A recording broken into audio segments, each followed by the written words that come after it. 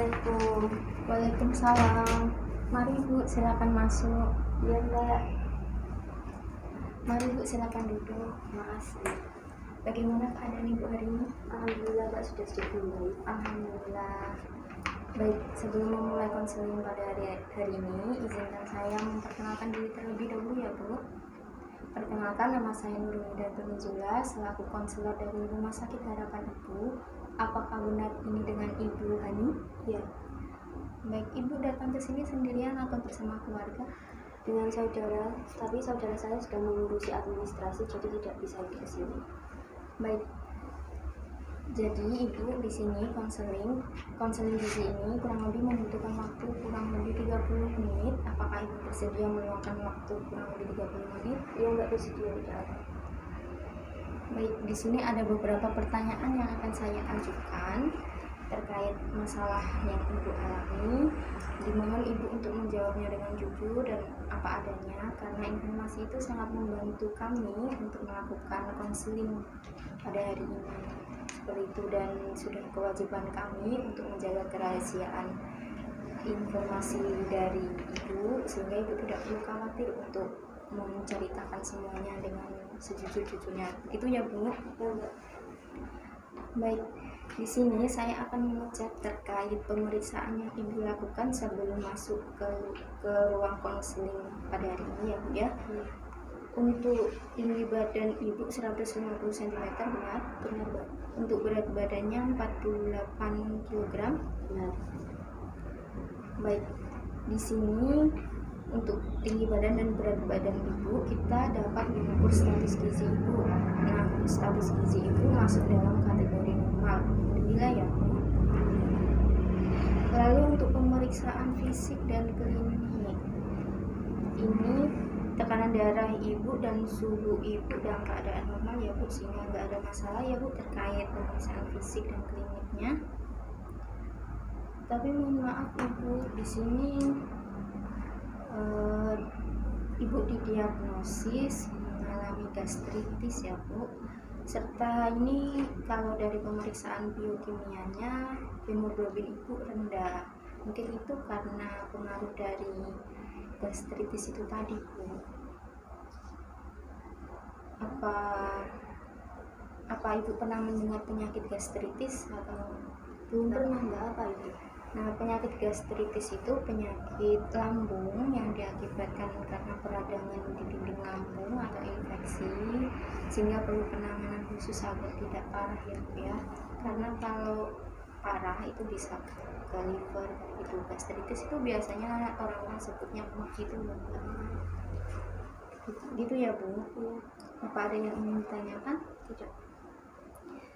Nah, setelah Ibu mengetahui diagnosis yang diberikan dokter yaitu gastritis, apa Ibu mempunyai harapan tertentu atau seperti apa? Saya ingin sembuh Mbak, gak enak mual terus juga ada sakit nyeri di bagian ulu hati. Oke, kalau begitu saya akan membantu Ibu untuk masalah yang Ibu alami ini. Semoga kita dapat bekerja sama dengan baik ya Bu untuk menyelesaikan masalah yang Ibu alami. Ibu tidak perlu khawatir, bahwasanya penyakit ini bisa disembuhkan kalau Ibu juga teliti, telaten seperti itu ya Bu ya. Baik, di sini ada beberapa pertanyaan ya Bu, termasuk kebiasaan makan. Saya akan menanyakan terkait kebiasaan makan yang Ibu lakukan setiap harinya seperti apa gitu ya Bu. Untuk biasanya Ibu makan satu hari berapa kali? Gak mesti sih Mbak, biasanya 2 kali, kadang juga 3 kali. Oh, nggak mesti ya Mbak, nggak terlalu ya Mbak berarti. Itu karena emang belum lapar atau gimana ya Bu? Di rumah tuh banyak kerjaan, jadi kayak makan sesempatnya lah. Oh, seperti itu. Berarti nggak ada yang membantu ya di rumah? Enggak. Tidak ada. Baik, untuk nasi satu hari berapa kali makannya kan satu? Rata-rata sih 2 kali. Untuk ukurannya seberapa ya Bu? Ini mungkin bisa dibuka.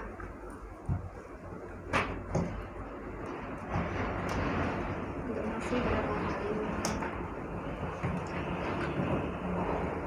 Nasinya ukurannya 1,5 centong. Oh, 1,5 centong. Baik. Bentar ya Bu. nasi apa ada konsumsi misal mie atau apa gitu? Tidak ada. Lalu untuk lauknya apa Bu biasanya? Saya seringnya sih makan ayam atau enggak telur paling 1 butir, lalu ada tahu tempe, ini 2 kali sehari lah, bakwan, mendoan, goreng-gorengan kayak gini 2 kali sih. Soalnya saya suka makanan yang digoreng. Oh berarti Ibu suka mengolah makanan yang digoreng ya Bu ya? Ya, Lalu untuk sayur, saya kan suka sayur bersantan ya Mbak, jadi saya seringnya masak itu, paling sehari 2 kali saya makan secentong sayur lah Mbak. oh berarti Ibu suka makan yang bersantan juga ya Bu? Iya. Lalu untuk buahnya atau minumannya gitu? Saya tidak suka minum air putih Mbak, seringnya minum teh manis paling nggak 3 kali sehari, sama kopi Mbak sekali sehari. Oh berarti lebih banyak minum air putih ya Bu daripada teh? Lebih banyak teh? Iya, Oh, banyak tehnya. lebih banyak teh daripada air putih gitu ya Bu. Lalu untuk buahnya? Tidak suka makan buah. Oh tidak suka makan buah. Baik Bu, dari kebiasaan makan Ibu ini dapat disimpulkan bahwa kebiasaan Ibu cukup baik ya. Tapi pengolahan bahan makanannya seperti lauk, seperti sayur mungkin kurang bervariasi ya Bu ya. Misal bisa dibakar, dikukus itu sehingga dapat mengurangi lemak dari santan dan juga minyak ya Bu ya. Lalu diusahakan lebih banyak mengkonsumsi air putih ya Bu, karena air putih itu bagus untuk kesehatan juga. Lalu konsumsi buah, Ibu jarang mengkonsumsi buah ya tadi ya. Padahal kenapa nggak suka buah ya? Sebenarnya buah itu bisa diolah seperti dijadikan puding buah, lalu dijadikan smoothies atau seperti bubur kayak gitu bisa. Seperti itu ya Bu. Lalu selanjutnya saya akan menanyakan terkait recall 24 jam terkait konsumsi Ibu selama 24 jam terakhir ya Bu ya. Untuk kemarin pagi atau sarapan mengkonsumsi apa saja Ibu? Saya makan bubur nasi Mbak yang dibuat pakai santan sepiring. Oh ya, Terus bistik daging sepotong, ya, tempe bumbu Bali 2,5 sendok makan, ya. bihun goreng 3 sendok makan, ada telurnya sesendok, pisang 1 buah, sama teh manis gulanya 1,5 sendok makan. Oke, untuk makan paginya itu ya Mbak. Iya. Lalu untuk setelah makan pagi apa Ibu mengkonsumsi makanan atau jajanan lain?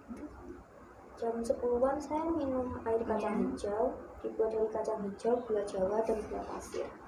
Oh, oke. Ukurannya seberapa Mbak? Segini ya Mbak ya? Iya.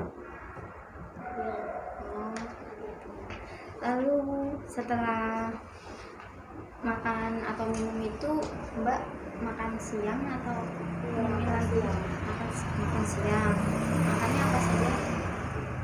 Saya makan bubur nasi, galantin sepotong, tahu bumbu kuning, lumayan besar sih Mbak tahunya. Sayur bening ada bayam sama wortel semangkok penuh Mbak. Ya. Isiannya banyak sama teh manis lagi. Oh, berarti terlalu banyak isinya Mbak sayurnya.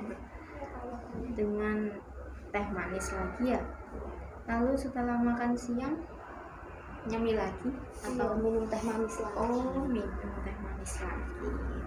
Dan selanjutnya setelah minum teh manis, Saya makan bubur saring, rasanya manis dan gurih sih Mbak. Telur puyuh bumbu rujak 5 butir, tahu cetak tahunya besar. oh itu berarti makan malamnya ya Mbak? Itu makan Iya. malamnya. Terus setelah makan malam apa ada konsumsi lain atau cemilan gitu? Udah sih Mbak, itu aja yang saya ingat. Oh seperti itu ya Bu. Baik, dari recall 24 jam ini saya akan menghitung terkait tingkat konsumsi Ibu ya. Di sini untuk anjuran konsumsi per hari itu 2125 kilokalori untuk energinya ya Bu, sedangkan dari hasil recall tersebut didapatkan hasil 1963 kilokalori. Berarti Ibu telah mengkonsumsi sebanyak 92%. Ini masuk kategori normal ya Bu, ini sudah cukup baik sekali. Untuk protein anjuran konsumsinya 38 gram Sedangkan ibu selama recall mengkonsumsi 265 gram, sehingga tingkat konsumsinya ini sangat tinggi ya Bu, sampai 692. Lalu untuk lemak, anjuran konsumsi per hari 58,86 gram, sedangkan hasil recall tadi ibu mengkonsumsi 50,6 gram, sehingga tingkat konsumsinya 86%. Lalu untuk anjuran per harinya karbohidrat ya Bu, 345,31 gram, sedangkan hasil recall tadi mencapai 2194. Jadi tingkat konsumsinya sangat tinggi ya Bu, 639. Dari hasil ini didapatkan konsumsi protein dan karbohidrat itu sangat tinggi, dan sebaiknya lebih baik untuk dikurangi konsumsi seperti teh manis, lalu seperti kandungan protein yang tinggi, seperti itu ya Bu. Selanjutnya apa ada yang ibu tanyakan atau Tidak, cukup. cukup.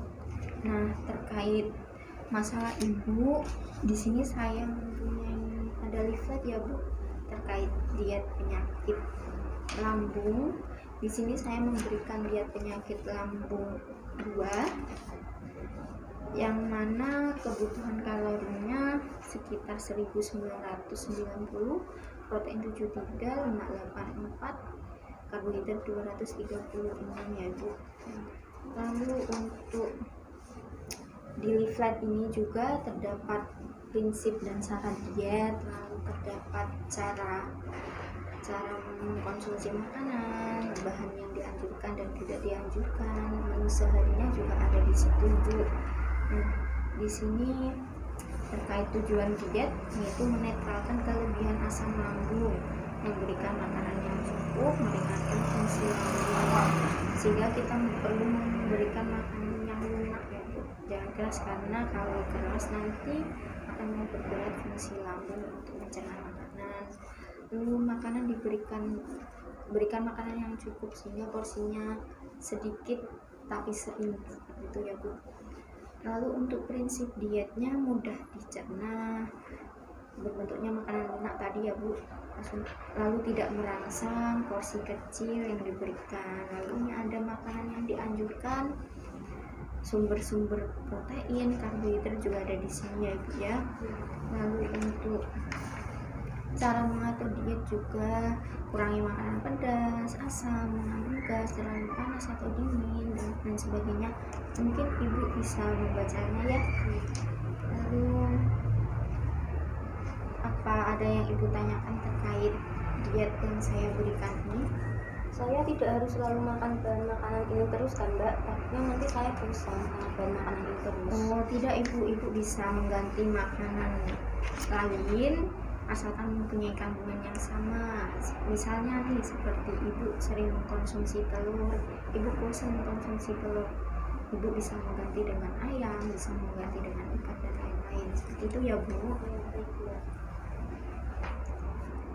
Apa sudah tidak ada yang ditanyakan lagi atau ada yang ditanyakan lagi Bu? Ada Mbak, yang dimaksud tidak merangsang itu seperti apa ya Mbak? Oh, makanan yang tidak merangsang itu seperti yang tidak banyak menggunakan bumbu, karena kalau menggunakan bumbu itu biasanya bisa menyebabkan kita mual kalau mengkonsumsi gitu Bu. Seperti itu ya. Lalu ada yang ditanyakan lagi Bu? Sudah cukup.